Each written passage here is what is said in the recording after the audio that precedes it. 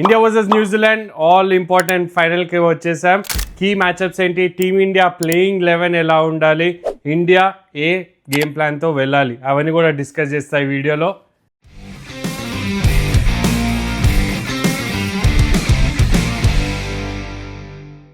సరే, India first ఏ game ప్లాన్తో వెళ్ళాలి? మీరు అందరు క్వశ్చన్ చేసేది ఏంటి అంటే ఇద్దరు ప్లేయర్స్ గురించి. ఒకటి వరుణ్ చక్రవర్తి, రెండు అభిషేక్ శర్మ. వాళ్ళిద్దరు ఆడాలా లేదా నేను వీడియో వెళ్తూ మాట్లాడతాను దాని గురించి. కానీ కీ మ్యాచ్అప్స్ గురించి మాట్లాడుకుందాం. మ్యాచ్అప్స్ ఎందుకు ఇంపార్టెంట్ అంటే మనం ఇంగ్లాండ్ మ్యాచ్లో అప్పుడు కూడా మాట్లాడాము, వాళ్ళ గేమ్ ప్లాన్ ఎలా ఉంటుంది, ఇండియా ఏ గేమ్ ప్లాన్తో రావాలి. అందుకే నేను మ్యాచ్అప్స్ గురించి ఫస్ట్ డిస్కస్ చేస్తాను. ఇండియా బ్యాటింగ్ చేస్తున్నప్పుడు ఒక గేమ్ ప్లాన్తో అయితే వస్తారు. ఒకవేళ ఫర్ ఎగ్జాంపుల్ అభిషేక్ శర్మ ఆడుతున్నాడు అనుకోండి, నేను అది ఆడతాడో లేదా అని నేను లాస్ట్లో చెప్తానని చెప్పాను, కానీ ఆడుతున్నాడు అనుకోండి. ఆడుతుంటే మెకాంచి సెకండ్ ఓవర్ వేస్తాడు. ఆఫ్ స్పిన్నర్ మరొకసారి న్యూజిలాండ్ కూడా వాళ్ళు ఆడిపిస్తారు అండ్ వేపిస్తారు కూడా సెకండ్ ఓవర్, దాంట్లో ఏ డౌట్ లేదు.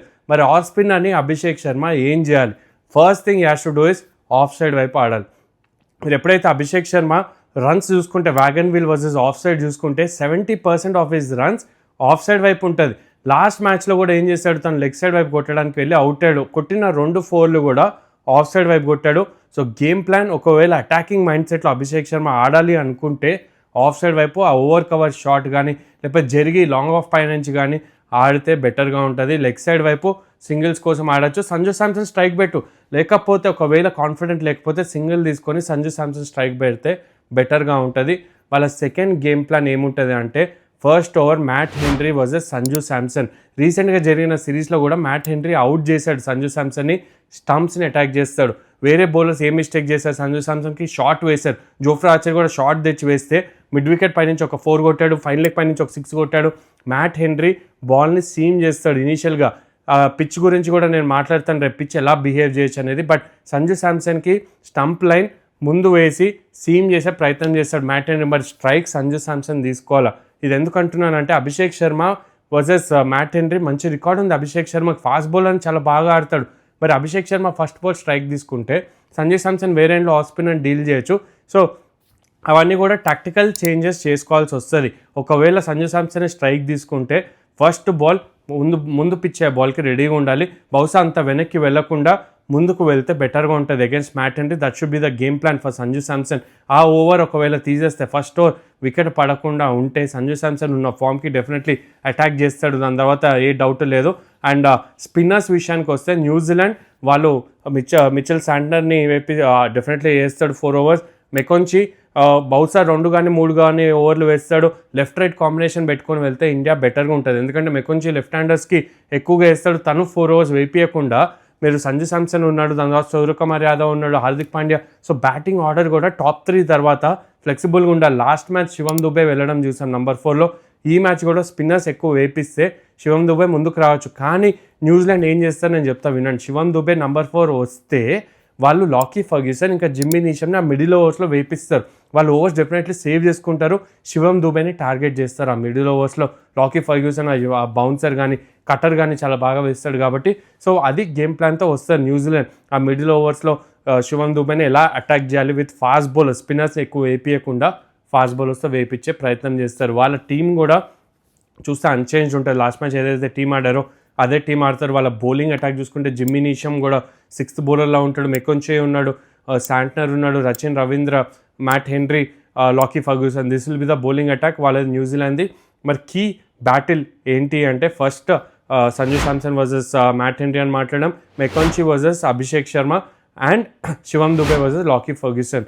ఈ 3 battles ఒకవేళ ఇండియా గెలిగితే ఒక మంచి టోటల్ పుటప్ చేసే అవకాశం ఉంటుంది. అది చేజ్ చేసే అవకాశం ఉంటుంది. బట్ బ్యాటింగ్ లైనప్ మాత్రం ఇండియాది ఇప్పుడు సెటిల్డ్గా కనిపిస్తుంది. అభిషేక్ శర్మ రన్స్ స్కోర్ చేయకపోయినా కూడా మిగతా ఆర్డర్ చూసుకుంటే తిలక్ వర్మ ఫినిషింగ్ రోల్లో ఎలా అయితే ఆడుతున్నాడో అదే కంటిన్యూ చేయాలి టీమిండియా. తిలక్ వర్మ ఈ టోర్నమెంట్లో స్పిన్నర్స్ని స్ట్రైక్ రేట్ కొంచెం తక్కువ ఉంది, కానీ ఫాస్ట్ బౌలర్స్ అగేన్స్ మంచి స్ట్రైక్ రేట్ ఉంది. అందుకే ఆ ఫినిషర్ రోల్లో తిలక్ వర్మ చాలా పర్ఫెక్ట్గా ఆడుతున్నాడు. సూర్యకుమార్ యాదవ్ ఆల్ ఇంపార్టెంట్ మ్యాచ్లో ఫైర్ చేయాల్సిన అవసరం ఉంది. అంత క్రిటిసిజం ఏంటంటే సూర్యకుమార్ యాదవ్ చిన్న టీమ్స్లో కొడతాడు, ఇంపార్టెంట్ మ్యాచెస్లో కొట్టాడు అని. పర్ఫెక్ట్ కండిషన్స్ ఉంటాయి. సూర్యకుమార్ యాదవ్ మిడిల్ ఓవర్స్లో స్పిన్నర్స్ వేస్తున్నప్పుడు అటాక్ చేయాలి, ఎక్కడ కూడా డిఫెన్సివ్ మైండ్ సెట్తో ఆడొద్దు. హోప్ఫుల్లీ అది చేస్తాడు సూర్యకుమార్ యాదవ్ రేపని మనం ఆశిద్దాం. సరే ఇండియన్ బ్యాటింగ్ విషయానికి వస్తే అది, అండ్ బౌలింగ్ విషయానికి వస్తే కీ మ్యాచ్అప్ ఏమి ఉండబోతుంది రేపు అంటే బుమ్రా వర్సెస్ ఆల్ బ్యాటర్స్, మనకు అందరికీ తెలిసిందే అది. కానీ especially Finn Allen versus Axar Patel. ఈ బ్యాటిల్ నేను ఎందుకు అంటున్నానంటే ఫిన్ ఆలన్ మీ స్కోరింగ్ ఏరియా చూస్తే వర్సెస్ ఫాస్ట్ బౌలర్స్ తంది 206 స్ట్రైక్ రేట్ లెగ్ సైడ్ వైపు ఉంటుంది, 126 స్ట్రైక్ రేట్ ఆఫ్ సైడ్. అంటే క్లియర్ డిఫరెన్స్ ఏంటి అంటే తను లెగ్ సైడ్ ఇంకా స్ట్రైట్ ప్రిఫర్ చేస్తాడు. మరి లైన్స్ ఏ లైన్స్లో స్ట్రగుల్ అవుతున్నాడో మీకు ఒకసారి చూపిస్తాను. ఏ లైన్స్లో స్ట్రగుల్ అవుతున్నాడు చూడండి. లైన్ ఎప్పుడైతే క్రాంప్ చేస్తారో ఇది చాలా ఆడ్ ఇది. మరి లెగ్ సైడ్ వైపు అంత మంచి స్ట్రైక్ రేట్ ఉన్నప్పుడు క్రాంప్ చేసి లేకపోతే యార్కర్ వేసే లెంత్ ఎందుకు స్ట్రగుల్ అవుతున్నాడు అంటే ఫిన్ ఆలన్ బ్యాటింగ్ ఎలా ఉంటుందంటే తను లెగ్ సైడ్ వైపు నించొని బాటమ్ అండ్ ప్లేలోకి తెచ్చి ఆ free swing of the hands ఇస్తాడు. అంటే ఆఫ్ స్టంప్ బాల్ కూడా తన రేంజ్ ఎట్లా ఉంటుంది అంటే బికాస్ హైట్ ఎక్కువ ఉంటుంది కాబట్టి ఇక్కడ లెగ్ సైడ్ వైపు లాగలుగుతున్నాడు. Especially short of length ball మంచిగా ఇట్లా పుల్ చేయగలుగుతున్నాడు కాబట్టి చాలా డేంజరస్ బ్యాటర్ ఫిన్ ఆలన్. తను వర్సెస్ అక్షర్ పటేల్ బ్యాటిల్ చాలా చాలా క్రూషియల్. ఐ ఫీల్ అక్షర్ పటేల్ని ఫస్ట్ ఓవరో సెకండ్ ఓవరో వేయించినా కూడా తప్పులేదు. ఎందుకంటే మనం రీసెంట్గా జరిగిన సిరీస్లో ఫిన్ ఆలన్ అక్షర్ పటేల్కి అవుట్ అయ్యాడు. Axar Patel is different to Maharaj last మ్యాచ్లో రన్స్ ఇచ్చాడు ఫిన్ ఆలన్ ఎంగేజ్, ఆ పుల్ షాట్లో సిక్సెస్ చూసాం. కానీ అక్షర్ పటేల్ ఎందుకు డిఫరెంట్ అంటే మహారాజ్ తన రిలీజ్ పాయింట్ స్ట్రైట్గా ఉంటుంది, బాల్ పడిన తర్వాత స్కిడ్ అవ్వదు, పడి ఇట్లా ఆగేసి వస్తుంది, అక్కడ లైన్అప్ చేసి పుల్లు కొడతాడు. ఫిన్ ఆలన్ ఎప్పుడు కూడా స్పిన్నర్స్ స్టెప్ అవుట్ నించొని బ్యాక్ ఫుట్ బాల్కి వెయిట్ చేస్తాడు. అక్షర్ పటేల్ కూడా అదే లెంత్ వేస్తాడు. కానీ అక్షర్ పటేల్ ఏంటి డిఫరెంట్ అంటే ఆ బ్యాక్ ఆఫ్ లెంత్ బాల్ ఏదైతే ఉంటుందో నార్మల్ లెఫ్ట్ ఆర్మ్ స్పిన్నర్ లాగా టర్న్ అవ్వదు, బాల్ పడి స్ట్రైట్ కూడా వెళ్ళదు, పడి లోపలికి వస్తుంది, especially with the new ball. అందుకనే will be very effective especially against Finn Allen. Long on deep mid wicket పెట్టుకొని వేస్తాడు. ఈవెన్ ఫాస్ట్ బౌలర్స్ కూడా హర్షదీప్ వేస్తున్నప్పుడు deep fine leg deep square లెగ్తో వేస్తారు, స్టంప్ లైనే వేస్తారు. ఫిన్ ఆలన్ విడ్త్ ఇచ్చారా అక్కడి నుంచి కూడా లాగేయగలుగుతాడు స్ట్రైట్ కాబట్టి. So that should be the game plan for Finn Allen నాకు అనిపిస్తుంది. వాళ్ళ త్వరగా వికెట్స్ తీస్తే ఓపెనింగ్ పార్ట్నర్షిప్ బ్రేక్ చేయగలిగితే టిమ్ సైఫర్ట్ ఇంకా ఫిన్ ఆలన్ వాళ్ళిద్దరు కూడా ఈ చీకీ షాట్స్ బాగా ఆడతారు. అందుకే ఫైన్ లెగ్ ఫీల్డర్ చాలా ఇంపార్టెంట్ వాళ్ళిద్దరు ఆడుతున్నప్పుడు. That should be the game plan. వాళ్ళు ఇండియా కూడా వీడియోస్ చూసి ప్లాన్ చేసుకొని వస్తారు, దాంట్లో ఏ డౌట్ లేదు. బుమ్రాని కూడా చాలా తెలివిగా వాడాల్సి వస్తుంది. ఎందుకంటే సెకండ్ ఓవర్ వాడారు అనుకోండి మళ్ళీ పవర్ ప్లేలో ఇంకొక ఓవర్ వేపియాల్సి వస్తుంది. అందుకని బుమ్రాని సెకండ్ ఓవర్ వేపియాడేమో అని నాకు అనిపిస్తుంది. ఆ 4th or 5th over depending on the situation వేపిస్తాడు. మళ్ళీ 11th ఓవర్ ఒకటి, లాస్ట్లో 2 ఓవర్లు వేపిస్తాడు. కాబట్టి సూర్యకుమార్ యాదవ్ అలానే ఇప్పుడు దాకా ఆపరేట్ చేస్తున్నాడు జస్ప్రీత్ బుమ్రాని. ఇంకొక కీ బ్యాటిల్ ఏంటి అంటే ఆ మిడిల్ ఓవర్స్లో ఎప్పుడైతే డారెల్ మిచెల్ ఇంకా గ్లెన్ ఫిలిప్స్, డారెల్ మిచెల్ అయితే లేట్గా వస్తున్నాడు, ఎస్పెషల్లీ గ్లెన్ ఫిలిప్స్ తన స్పిన్నర్స్ బాగా కొడతాడు, స్ట్రైట్ డౌన్ ద గ్రౌండ్ బాగా కొడతాడు, లెగ్ సైడ్ వైపు ఆడతాడు. తనకి ఒకవేళ వరుణ్ చక్రవర్తి ఆడుతుంటే leg spin outside off stump వేయాలి. నాకు గుర్తుంది రీసెంట్గా జరిగిన సిరీస్లో కుల్దీప్ యాదవ్ గూగ్లీ వేసి అవుట్ సైడ్ ఆఫ్ స్టంప్ వేసినప్పుడు టాప్ ఏజ్ అయ్యి పాయింట్లో అవుట్ అయ్యాడు అక్కడ గ్లెన్ ఫిలిప్స్. అందుకనే అవుట్ సైడ్ ఆఫ్ స్టంప్ ఒకవేళ లెగ్ స్పిన్ వేయగలిగితే Varun Chakravarthy, I think that is one battle. I'm looking forward to Phillips versus Varun Chakravarthy ఎలా ఉంటుంది అని. మరి ఇండియా బౌలింగ్ ఏం చేయాలి? ఇట్స్ బీన్ అ కన్సర్న్, డౌటే లేదు. 253 కొట్టిన తర్వాత కూడా 7 runs తోటి ఎస్ బ్యాటింగ్ పిచ్ ఉండే వాంకడేలో, కానీ Varun Chakravarthy form is been a big concern. చాలామంది అడుగుతున్నారు ఏంటంటే వరుణ్ చక్రవర్తి ప్లేస్లో కుల్దీప్ కానీ సిరాజ్ కానీ ఆడిపియాలని. అది కూడా నేను డిస్కస్ చేస్తాను. దానికన్నా ముందు పిచ్ ఏంటిది, రేపు పిచ్ ఏంటిది అంటే black and red soil mix అని మాట్లాడుతున్నారు. అలాంటి పిచ్ ఉన్నప్పుడు డెఫినెట్లీ బ్యాటింగ్కి అనుకూలంగా ఉంటుంది. అహ్మదాబాద్లో 3 types ఆఫ్ పిచ్చెస్ ఉంటాయి. బ్లాక్ సాయిల్ ఒకటి ఉంటుంది ఏదైతే సౌత్ ఆఫ్రికాతో ఆడామో, రెడ్ సాయిల్ ఉంటుంది కంప్లీట్లీ రెడ్ సాయిల్, ఇది red and black mix. Red soil ఎక్కువ కాంపోజిషన్లో ఉంది కాబట్టి ఏం చేస్తుంది బౌన్స్ బాగానే ఉంటుంది, ఎక్స్ట్రా బౌన్స్ ఉండదు. రెడ్ సాయిల్లో ఉన్నంత డీసెంట్ బౌన్స్ ఉంటుంది. బ్లాక్ సాయిల్ కాంపాక్ట్గా పెడుతుంది పిచ్ని, అందుకనే మంచి బ్యాటింగ్ పిచ్ చూస్తాం. ఈ టోర్నమెంట్లో ఒకటేసారి యూజ్ చేశారు, సెంటర్ వికెట్ ఇది, డైమెన్షన్స్ ఈక్వల్గా ఉంటాయి. ఆ మ్యాచ్ ఏదైతే అయిందో south Africa versus Canada, south Africa 212 score చేశారు కాబట్టి I'm expecting a high scoring match. But toss గెలిస్తే ఏం చేయాలి? టాస్ గెలిస్తే అహ్మదాబాద్లో ఈ టోర్నమెంట్లో ఫస్ట్ బ్యాటింగ్ టీమ్స్ ఎక్కువ గెలిచినాయి. స్టాట్స్ ప్రకారం ఫస్ట్ బ్యాటింగ్ చేయాలంటారు, కానీ నా అభిప్రాయం ఏంటంటే 2 బ్యాటింగ్ సాలిడ్ టీమ్స్ ఉన్నాయి, బౌలింగ్లో 2 వైపులా లూప్ హోల్స్ ఉన్నాయి. అందుకనే చేజింగ్ టీమ్కి అడ్వాంటేజ్ ఉంటుంది. మీరు టాస్ గెలిచి బౌలింగ్ తీసుకోవాలి అండ్ డ్యూ కూడా ప్లేలోకి వస్తుంది. ఈరోజు నేను టెంపరేచర్ చూస్తే 36 ఉంది ఆఫ్టర్నూన్, అండ్ నైట్ టైంలో 24-22 దాకా వెళ్తుంది, అంటే డ్యూ వచ్చే అవకాశం ఉంటుంది. కాబట్టి so they have to keep it in mind. 2 కూడా చేజింగ్ బాగా చేస్తారు, ఇండియా కూడా చేజింగ్ బాగా చేస్తారు, న్యూజిలాండ్ కూడా చేజింగ్ లాస్ట్ మ్యాచ్ ఎట్లా చేస్తాం మనం చూసాం. కాబట్టి so winning the toss and bowling first will be a good option. గతంలో న్యూజిలాండ్ ఇప్పుడు దాకా అసలు ఓడిపోయింది లేదు ఇండియా 3 సార్లు ఆడారు, 2007, 2016, 2022 3 సార్లు కూడా న్యూజిలాండే గెలిచారు. వాళ్ళు రీసెంట్ టైమ్స్లో 2019 వరల్డ్ కప్ కానీ లేకపోతే WTC ఫైనల్ కానీ New Zealand have been an headache. Test series కూడా 3-0 గెలవడం, రీసెంట్గా వన్ డేస్లో కూడా అప్సెట్ చేయడం చూసాం మనం ఇండియాని. So New Zealand they punch above the weight. Over కూడా ఫైనల్కి వస్తారని ఎక్స్పెక్ట్ చేయలేదు, వాళ్ళు వచ్చారు. ఎక్కడ కూడా మనం తక్కువ అంచనా అయితే వేయం, ఫైనల్లో ఎవరిని తక్కువ అంచనా వేస్తాం. ఆన్ దర్ నైట్ ఎవరైనా గెలవచ్చు. India will start as favourites Indian కండిషన్స్లో కాబట్టి, బట్ న్యూజిలాండ్ కూడా ఏమాత్రం తక్కువ కాదు. డిఫరెన్స్ ఏమొస్తుంది అంటే ఏం రావచ్చు అంటే హోప్ఫుల్లీ నాట్ ఫీల్డింగ్ డిఫరెన్స్ రావచ్చు. మనం ఒకటి యాక్సెప్ట్ చేయాలి, New Zealand are better fielding set than India. అదే యాక్సెప్ట్ చేసేయాలి. ఎందుకంటే ఇండియన్ టీంలో జస్ప్రీత్ బుమ్రా, హర్షదీప్ సింగ్, వరుణ్ చక్రవర్తి, ఇంకా ఎవరు శివం దుబే, సూర్య కూడా ఫీల్డింగ్ అంతంత మాత్రమే చేస్తున్నాడు. 5-6 ఫీల్డర్ని మీరు దాచిపెట్టాల్సి వస్తుంది. అంటే మీరు ఇన్నర్ సర్కిల్లో 4 పెట్టగలుగుతారు, అవుట్ఫీల్డ్లో ఒక 2 పెట్టాలి. అందుకని శివం దుబే అవుట్ఫీల్డ్లో కూడా చూస్తున్నాం, తనంత ఫాస్ట్ ఊరకడు, క్యాచెస్ కూడా డ్రాప్ చేయడం. సో ఇవన్నీ కూడా చూస్తున్నాం కాబట్టి New Zealand will out players in fielding, కానీ బ్యాటింగ్ అండ్ బౌలింగ్లో అది కవర్ చేయాలి. ఒక 20 runs ఎక్స్ట్రా స్కోర్ చేయాలి. బౌలింగ్ వేసినప్పుడు 20 runs తక్కువలో రిస్ట్రిక్ట్ చేయాలి.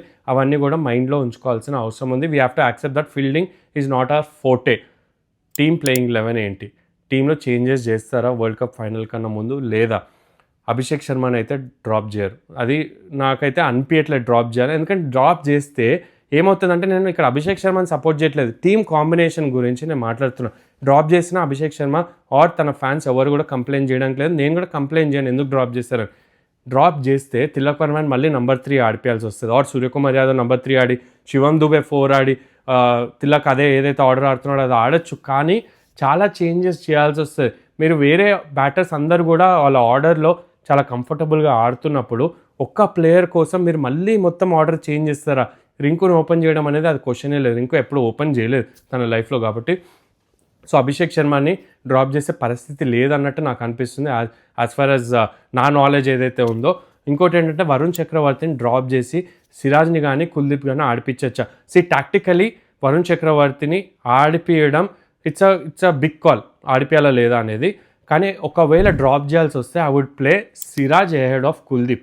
సిరాజ్ ఎందుకు అంటున్నానంటే, సౌత్ ఆఫ్రికా అదే వెన్యూలో అన్ని మ్యాచెస్ గెలిచారు. ఇప్పుడు ఆ వరల్డ్ కప్లో చూసుకుంటే మనం వాళ్ళ స్ట్రాటజీ ఏముండే, 4 fast bowlers, Rabada, Ngidi, Jansen and Corbin Bosch, 4 out and out fast bowlers తోటి వెళ్ళి ఆ వెన్యూలో గెలవడం జరిగింది. స్పిన్నర్స్కి అంత సక్సెస్ లేదు అహ్మదాబాద్లో మనం చూసుకుంటే కాబట్టి. సో ఒక్క చేంజ్ ఒకవేళ చేస్తే వరుణ్ చక్రవర్తి ప్లేస్లో సిరాజ్ని తీయచ్చు, అది కూడా చాలా పెద్ద కాల్ అవుతుంది. Varun Chakravarthy on his night he will be an X factor bowler, wicket taking bowler. Middle ఓవర్స్లో సిరాజ్ని తెస్తే మళ్ళీ న్యూ బాల్తో వేయాలి, మరి హార్దిక్ పాండ్యా ఎక్కడ వేస్తాడు? ఇదంతా కూడా హెడ్ఏక్గా మారిపోతుంది. ఆల్రెడీ అన్ని డిపార్ట్మెంట్స్లో బాగానే చేస్తున్నారు. ఎస్, బౌలింగ్లో కొంచెం అటు ఇటు అవుతుంది, కానీ ఫైనల్ ముందు ఇలాంటి పెద్ద కాల్ తీసుకుంటారా? That will be the question mark for Suryakumar Yadav and Gautam Gambhir ఏం చేస్తారు అనేది. బట్ అక్షర్ పటేల్ త్వరగా తీసుకురావాలి, పవర్ ప్లేలో ఫిన్ ఆలన్ వికెట్ తీస్తాడని నాకు గట్ ఫీల్ ఉంది. 220 విల్ బి ద పార్ స్కోర్ అన్నట్టు నాకు అనిపిస్తుంది. ఫస్ట్ బ్యాటింగ్ చేస్తే 220+ స్కోర్ చేయాలి. 220 కన్నా తక్కువ స్కోర్ చేస్తే చేజ్ చేయడం అంత కష్టం కాదు. ఐపీఎల్లో కూడా చూసాం, అహ్మదాబాద్లో ఎంతైనా స్కోర్ చేయొచ్చు, 6s ఎట్ విల్ కొట్టచ్చు. కాబట్టి so first batting team 220 score చేయాలి minimum. That is my prediction. And Indian టీంలో 3 ప్లేయర్ చెప్తాను who will be a key రేపని నాకు అనిపిస్తుంది. ఇషాన్ కిషన్, సంజు శాంసన్ ఎట్లయినా ఫామ్లో ఉన్నాడు, అభిషేక్ శర్మ గురించి కూడా నేను మాట్లాడాను. Ishan Kishan will be key. ఎందుకంటున్నానంటే పిచ్ పర్ఫెక్ట్గా సూట్ అవుతుంది, స్పిన్నర్ పవర్ ప్లేలో వేస్తాడు, ఫాస్ట్ బౌలర్స్ కూడా అంత ఎఫెక్టివ్గా ఉండరు న్యూజిలాండ్, తను పర్ఫెక్ట్గా సూట్ అవుతుంది ఆ కండిషన్. న్యూజిలాండ్తో సెంచరీ కూడా స్కోర్ చేశాడు రీసెంట్లీ, మంచి మెమరీస్ ఉంటాయి, ఆ బౌలింగ్ అటాక్ తనకు తెలిసి ఉంటుంది కాబట్టి. So Ishan Kishan is one X factor. రేపు నేను definitely I put him up there. Second, Axar Patel. ఇందాక చెప్తున్నట్టు ఫిన్ ఆలన్ వికెట్ తీసాడా? I think 50% of the match గెలిచేసినట్టే. ఎలా అయితే Finn Allen last match 33 balls 100 కొట్టాడో, తను మంచి ప్రైమ్ ఫామ్లో ఉన్నాడు. ఎలా అయితే సంజు శాంసన్ ఉన్నాడో అటువైపు ఫిన్ ఆలన్ ఉన్నాడు. అందుకని Finn Allen wicket Axar Patel రేపు తీయగలిగితే, అన్లెస్ ఫస్ట్ 2 overs వికెట్ పడితే తప్ప, Axar Patel will be the key. Batting అయినా, బౌలింగ్ అయినా, ఫీల్డింగ్ అయినా అక్షర్ పటేల్ సెకండ్ ప్లేయర్ అని చెప్తాను. థర్డ్, బూమ్రా విషయం నేను బూమ్రా ఎట్లయినా ఎక్స్ ఫ్యాక్టర్ అందరూ మాట్లాడతారు. Third will be Hardik Pandya. Hardik Pandya గ్రౌండ్లో ఆడిన అనుభవం చాలా ఉంది, కెప్టెన్ చేశాడు, ఫాస్టెస్ట్ హాఫ్ సెంచరీ తనకి కూడా అదే గ్రౌండ్లో ఉంది. బౌలింగ్ అయినా, బ్యాటింగ్ అయినా ఈజ్ ద క్లచ్ ప్లేయర్. ఇండియాకి ఎప్పుడు అవసరం హార్దిక్ పాండ్యా స్టాండప్ అవుతాడు. కాబట్టి వీళ్ళ 3 మీద నా హోప్స్ చాలా ఉన్నాయి. ఇషాన్ కిషన్, అక్షర్ పటేల్ అండ్ హార్దిక్ పాండ్యా. ఎవరు కీ ప్లేయర్ అవుతారో మీరు కమెంట్స్లో చెప్పండి. మీ ప్రెడిక్షన్ ఏంటి? ఇండియా టాస్ గెలిస్తే మాత్రం డెఫినెట్లీ బౌలింగ్ చేయాలి, చేజ్ చేయాలని అనుకోవాలి. So that is my prediction రేపు ఇండియా ఫస్ట్ బౌలింగ్ చేయాలి, టాస్ గెలవాలి సూర్యకుమార్ యాదవ్ అండ్ చేజ్ చేయాలి. ఈ ముగ్గురు ప్లేయర్స్ మీద చాలా ఆధారపడతారు. బుమ్రా, సంజు శాంసన్, సూర్యకుమార్ యాదవ్, తిలక్ వీళ్ళందరూ కీ ప్లేయర్స్, డౌటే లేదు. కానీ వీళ్ళు ముగ్గురు ఫైర్ అవుతే ఇండియా మంచి పొజిషన్లో ఉంటుంది. మీ అభిప్రాయం ఏంటి కమెంట్స్లో చెప్పండి. Thank you for watching. India hopefully cup గెలిచి దాన్ని రివ్యూ చేద్దాం నెక్స్ట్ వీడియోలో. Thank you for watching.